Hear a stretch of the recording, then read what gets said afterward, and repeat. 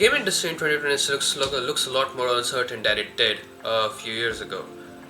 And that uncertainty is changing how the games get made and how they are presented.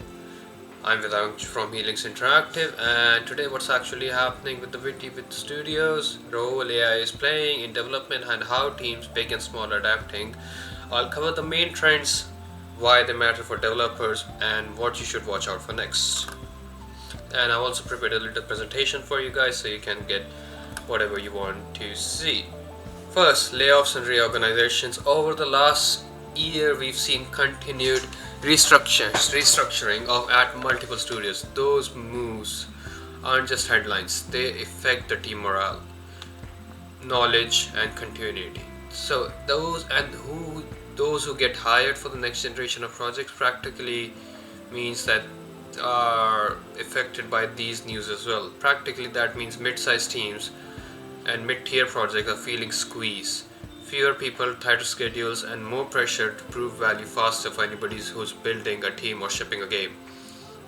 That changes how you plan a milestone and hires. This is something that's been going on for a while. Like since COVID hit, this has been a continuous trend of each year we see more and more layoffs. Why that is happening is going to be shown in next slide. AI is being used more across studios nowadays, prototyping art, iterating level ideas, assisting code, speeding up testing. That's real productivity, yes. But there's also growing skepticism inside the industry, concern about artistic dilution, unclear ownership of generated content, and where jobs settle in the medium term. My takeaway personally is AI is a powerful productivity layer, yes. When studios treat it as a tool, that is fine. Like if you use it, let's say, oh, you understand how the code works, but you're just saying, oh, I don't understand this, how I'm meant to do this, or argument. And when studios treat it as augment people, tooling that augments people, preserve creative direction, it becomes a bit risky when it's used as a cost-cutting substitute for critical roles rather than an accelerator for them. AI is a very good productivity tool. I'm not gonna deny on that. It is. But it is only meant to help you get forward, not meant to be you. You get what I mean? Art is always gonna be human. That is always gonna be your critical thinking shouldn't be influenced by AI. And that's what studios need to learn, in my opinion, that AI cannot be creative. Okay, let me give an example. You tell AI to make a painting, it will take ideas from different things and make a painting, yes. But if you ask it to make a painting from scratch, it won't be able to do that. Like no ideas, just its perception of reality. That's what artists do. Artists did like Van Gogh and poems from Frank Kafka. Like these guys they didn't have AI, but they still made paintings, and the words written by Frank Kafka is one of the best wording in human history. But exactly comes to the point that AI can't be creative. AI can only learn from other creatives, but it can't be creative on its own. But more and more on that later. Now we go on to the next. Studios are tightening belts, reassuring risk. We are seeing fewer long, slow bet the studio type projects greenlit with a clear path to return. Budgets are increasing in some areas, GTA 6 for example, while tolerance for ambiguity is decreasing.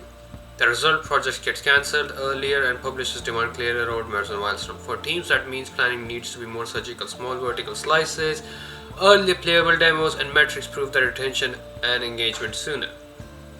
These are impossible to reach. The game demands of the game. In 2026, the games are looking very good. Like Ghost of Yotei came out, which is an excellent game. GT 6 is coming out. Wolverine is hopefully coming out this year as well. And 007, I haven't played it yet, but apparently it's a good game. The games are getting bigger and bigger. We are getting less and less games. Like last year, like how many games did you actually was excited for? Like how many games were like, oh, that is the game I'm looking forward to?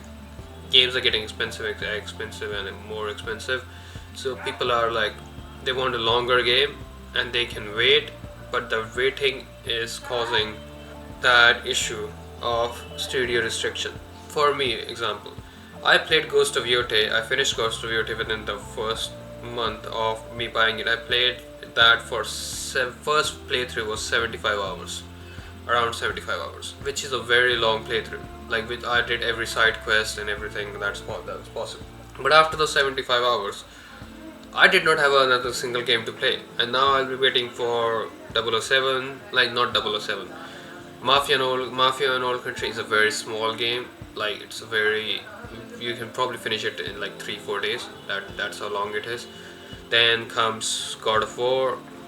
God of War, there's no God of War coming out. God of War, my favorite series, but no God of War coming out. Next game I'll be waiting for is Wolverine or GTA 6, which are not coming out till later this year. See the problem? Now I don't have a game to play, which I actually want to be excited for at least 3 to 4 months. So what do I do for the next 3 to 4 months? Play indie games, which I will do. But again, indie games have a habit of being smaller as well. So, but how the question comes to a point like how many small games can you play? Do you only like AAA games? Do you only like indie games?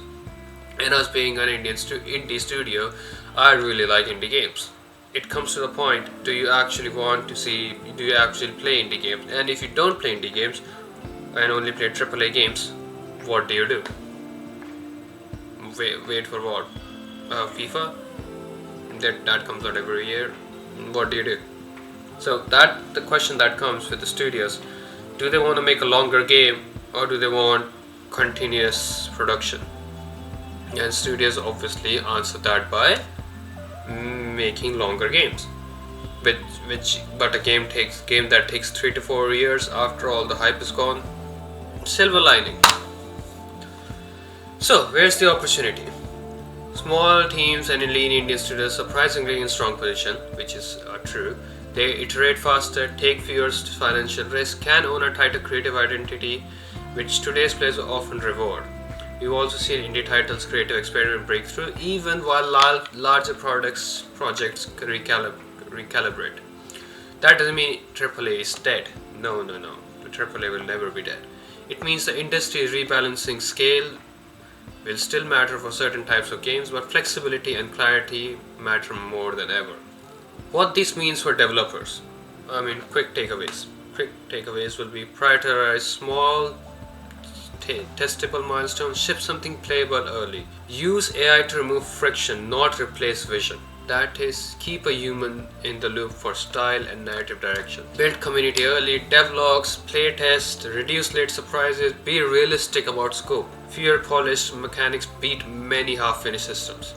In short, 2026 is a transition year. It's not the end of the industry, it's reshaping. Teams that combine clear scope, smart use of tools, and early playable player feedback will win attention. That is true. And longevity. For devs, that's an opportunity. The rules are changing, the open space for new kinds of success. If you want a concrete example how we are applying this, check out Chikki Dev updates and produce our continuous tutorials. Share your view below and what's the biggest change you felt in game development this year. Do that, and remember, art is human. Art will always be human. Use AI. If you have to use AI to help you with it. But don't let it iterate your vision. You have a vision, you carry it with you. You always carry it, you make it with you, and once you do, that is when creativity wins, not when AI makes it. AI will never replace human creativity. There's this quote by Frank Kafka: by believing passionately in something that still does not exist, we create it. That is something which is very, very important to me, and it should be for any human, any person who is in a creative field like game, music, movies, whatever you do. Don't let your creativity be decided by AI. Thank you for watching, and hope you have a great day. See you next month.